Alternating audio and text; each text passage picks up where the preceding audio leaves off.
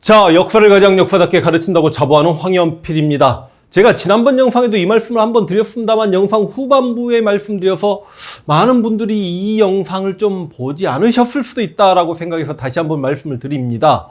실제로 제가 조선 역사를 강의하는 과정 중에 성약사관에 빠져있고 사대주의에 빠져있는 조선의 못난 선비들을 비판하면서 왜 우리 역사는 자주적이지 못했나, 혹시 그 사대성이 지금까지 이어지고 있지 않나, 막 그런 이야기까지 하고 그랬습니다만, 저는 기본적으로 우리 역사를 자랑스럽게 생각합니다. 그 자랑스럽다는 건 우리 역사가 아주 정말 위대했고, 그 다음 우리 선조들이 누렸던 광활한 영토 막 이래서 자랑스러운 게 아닙니다. 쉽게 이야기해서 영토가 좀 작으면 작은 대로, 역사가 한때 위축되고 다른 나라에 침략받고 다른 나라에게 무릎 꿇으면 무릎 꿇은 대로 이렇게 유구히 내려준 그 역사를 사랑하는 거죠. 제가 한번 이런 말씀 드렸습니다. 어렸을 때는 내 아버지가 세상에서 가장 힘도 세고 가장 공부도 잘하고 돈도 많이 벌고 사회적 지위도 높고 그런 줄 알았습니다만, 내가 성장하고 어른이 되어서 보니 우리 옆집 아저씨가 우리 아빠보다 돈도 더 많이 버네, 힘도 더 세고 건강하고 젊네. 그렇다고 해서 내가 우리 옆집 아저씨를 사랑하고 존경할 순 없듯이, 내가 사랑하고 존경하는 건 늙어가고 힘없고 그렇더라도 우리 아버지가 가장 사랑스럽고 존경하는 건 너무 당연한 거 아닙니까? 그렇지만 내가 굳이 우리 역사의 열등의식을 느낄 필요가 없다. 최근에 자학사관에 빠져있는 젊은 친구들이 많은 게 굉장히 안타깝다. 중국은 자국의 역사를 상당히 자랑스럽게 생각하지만 중국은 실제 자국의 역사의 절반 가까운 시간을 역사적 단절을 겪었다. 한족이 이민족의 지배를 받는 걸 뛰어넘어 그냥 나라 자체가 사라졌다. 자신들 한족인들이 왕 자체를 못한 역사가 전체 역사의 50%였다. 그런데 우리는 접어들어서 일제강점기 35년간의 역사 단절 말고는요, 우리가 외세에 구부러졌고 고개는 숙였을지언정 우리는 정말 계속해서 고려시대도 왕시들이 왕을 했고 조선시대도 이시들이 왕을 하면서 고려와 조선란 나라가 계속 유지되어 왔다. 그런 측면에서 우리는 중국에게 손가락질할 수 있어야 된다. 야, 너희는 이 민족의 지배를 받지 않았냐? 너희 역사의 절반은 북방민족의 지배를 받았던 역사 아니냐? 이렇게 이야기할 수 있어야 된다. 자, 그래서 오늘 강의 결론을 미리 내리고 시작하면 금나라와 청나라는 우리 역사인가? 제 대답은 아니다입니다. 여러분, 중국의 동북방 만주에는 굉장히 많은 민족들이 있었습니다. 이거 제가 강의 한번 해드렸습니다만, 먼저 동호족, 선비족, 거란족, 몽골족을 동호라고 이야기하고, 일반적으로 만주족 그러면 음루, 숙심, 물길, 그리고 말갈족이라고 불리는 친구들, 이 말갈족이 고구려와 발해 피지배층이었고, 우리가 고려시대는 이 친구들 여진이라고 불렀고, 그리고 조선시대는 만주족이라고 불리었죠. 그리고 여러분, 예맥족이 있었습니다. 바로 우리입니다. 고조선, 부여, 고구려, 그리고 발해로 계승되는. 근데 고구려 발해가 무너지고 나서 예맥족들은 한반도로 많이 이주했기 때문에 한반도 북쪽의 만주에는 말갈족과 여진족, 그리고 만주족으로 이렇게 이름이 바뀌는 이 친구들이 살았죠.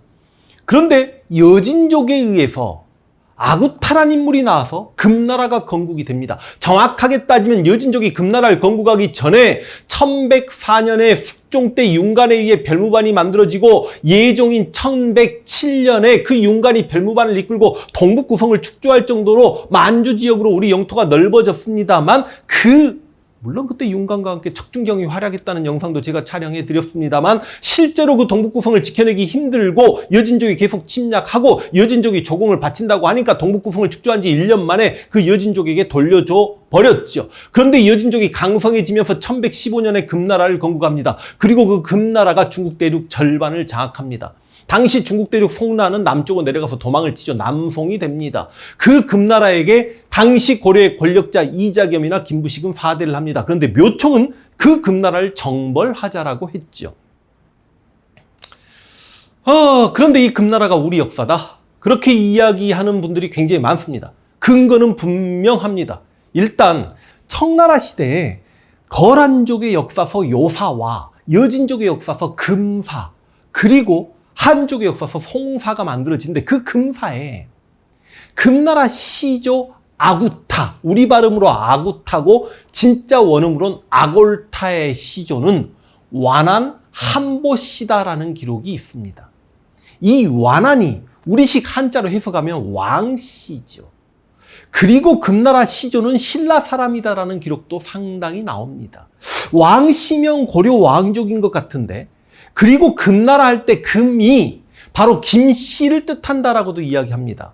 그럼 완한 한보가 김씨다, 왕씨다 의견도 분분합니다. 그런데 이런 해석도 많이 나오고 있습니다. 결과론적으로 김씨는 신라의 왕족이었던 경주 김씨고 왕씨는 고려 왕족이었던 왕씨였기 때문에 실제로 신라가 무너지고 나서 후삼국 시대를 접어들어서 고려가 통일하는 이 시기를 라말여초라고 이야기하죠. 이 신라 말 고려 초기 상황에 새롭게 고려 왕족이 된 왕씨와 예전에 신라의 왕족이었던 김씨가 상당히 결혼을 많이 합니다. 예를 들어서 신라 마지막 왕이었던 경순왕 김부가 왕건에게 항복을 해오면서 왕건이 경순왕 김부를 경주의 사신관로 삼았다라고 이야기하고 왕건이 자신의 딸을 또 경순왕 김부에게 주기도 했단 말이지요. 그러다 보니까 혹시 이 금나라 시조 완한 한보라는 사람은 아빠가 왕씨거나 엄마가 김씨고 아빠가 김씨거나 엄마가 왕씨고 그래서 혹시 왕씨성을 가졌다 김씨성을 가졌다 이런 말이 많이 전해졌거나 기록으로 남아있는지 모르겠습니다. 그래서 금나라 시조 아구타가 우리 한민족이었다. 이거는 자랑스럽죠. 역시 우리 민족은 어디 가서도 짱 먹고 리더가 되는구나 이렇게 해석도 가능하죠. 맞죠? 그렇다고 해서 금나라가 과연 우리 역사냐? 그렇게 바라보는 건 문제가 있죠. 여러분, 우리 고려사 기록에 보면 고려 왕들은 당나라 숙종의 후손이다라는 기록이 분명히 있습니다. 그러면 고려 역사는 중국 당나라 역사고 중국의 역사가 되는 겁니까? 예를 들어서 신라의 석탈이라는 인물은 어디서부턴가 건너온 유이민 세력인데 그래서 흉노의 후손이다 아니면 스키타의 후손이다 이런 말도 있죠. 그렇다고 해서 우리의 소중한 역사 신라가 흉노의 역사가 될 수는 없는 거 아닙니까? 예를 들어서 케냐 사람이었던 오바마 아버지가 미국으로 이주했고 그 아들이 미국 대통령이 되었으니 그 미국은 케냐가 지배했던 나라가 아니듯이 저는 금나라를 우리 역사라고 보는 건 너무 크게 오바다. 예를 들어서 이런 생각을 한번 해보겠습니다. 진짜 여진족과 우리가 민족적 일체감이 형성되었더라면 당시 윤관이 척준경과 함께 동북구성을 축조하고 여진을 공격했던 건 이건 내전이었단 말입니까? 실제로 금나라의 4대였던 삼국사기를 썼던 김부식.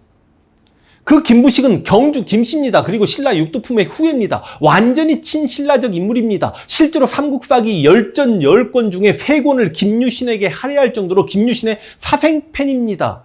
그럼에도 불구하고 그 김부식조차 그 엄청난 삼국사기와 물론 삼국시대 이야기니까 삼국사기는 나머지 기록을 통해서라도 지금 저 금나라가 신라의 후손이다라고 이야기해 본 적이 없습니다.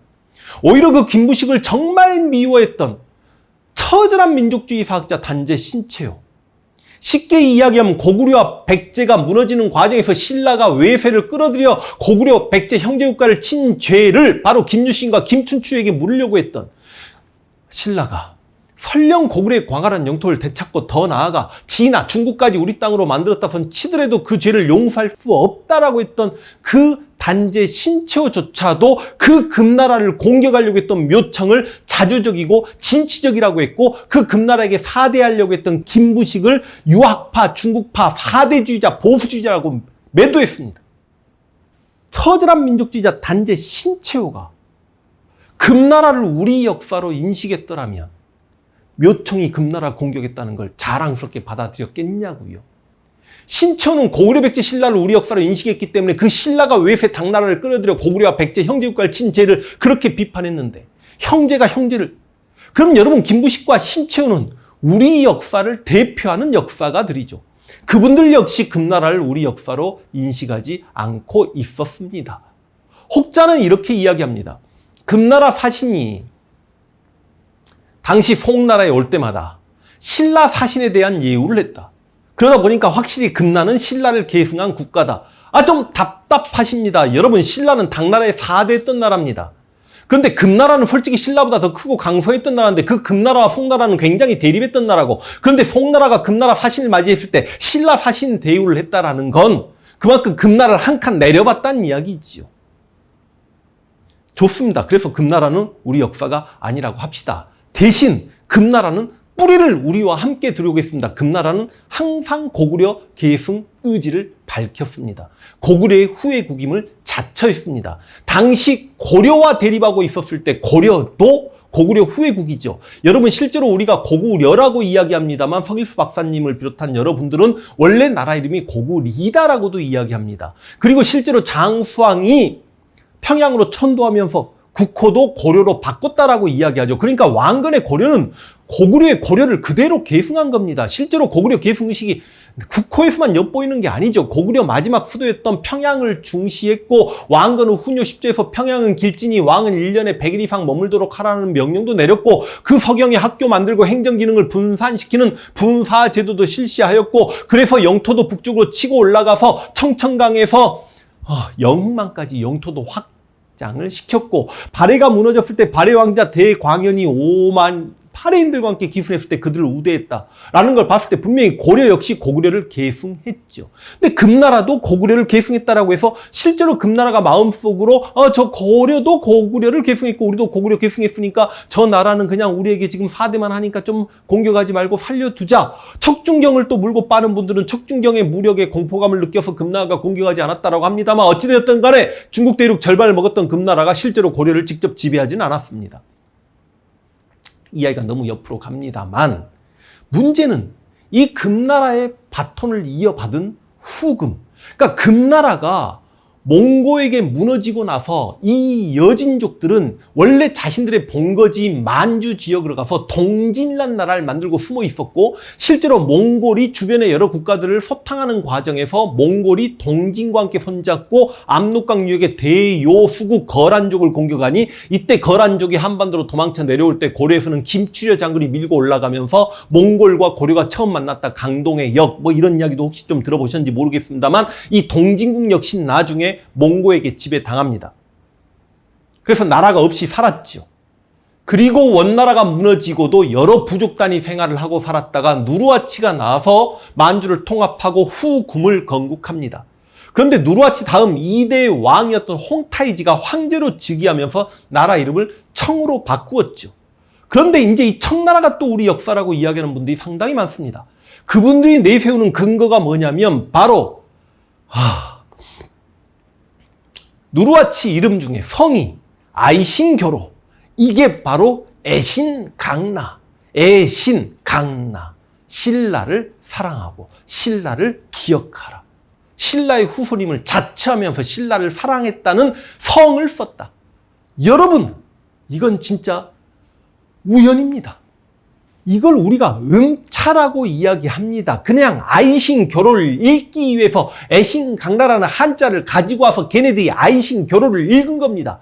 아이신란 뜻은 황금이란 뜻이고 교로가 바로 부족을 뜻합니다. 황금족이라는 뜻이죠.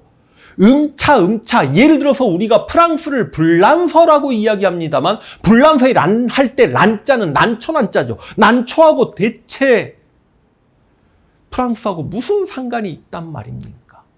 우연히 맞아떨어진 음차이기 때문에 애신강나라는 이 성을 썼다라고 해서 신라와는 하등의 상관이 없습니다. 그런데 좋아요.